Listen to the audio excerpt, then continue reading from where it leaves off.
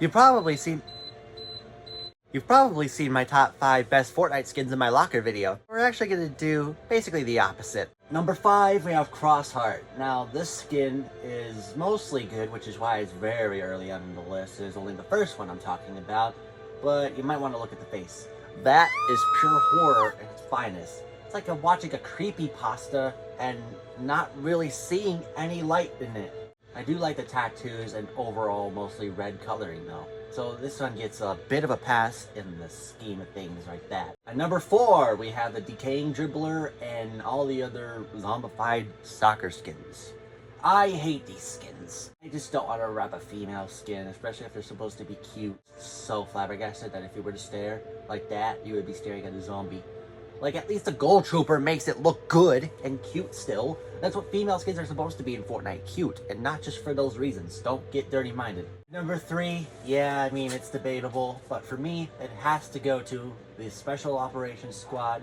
Like, I don't even know what this is even from. I don't like anime like that, but honestly, Mikasa and Eren are just two that I just do not like. The main issue with this one has to do with me just not being a fan of the anime in general. Like, if I bought these just for the sole purpose of the appearance, why would I even buy it in the first place if I was never a fan? I just wanted to have these skins just so I could fill up my locker. And it's truly just something I really don't want to put time into watching. It's not even its fault, but I just don't like these types of animes. This one was part of the Battle Pass, but it definitely still fits number 2, mostly for the reason why is this. There's no reason to believe it's a female other than the eyes. Oh my gosh, bro, like, you don't even know if it's a female or not from the back. You can literally look like anyone.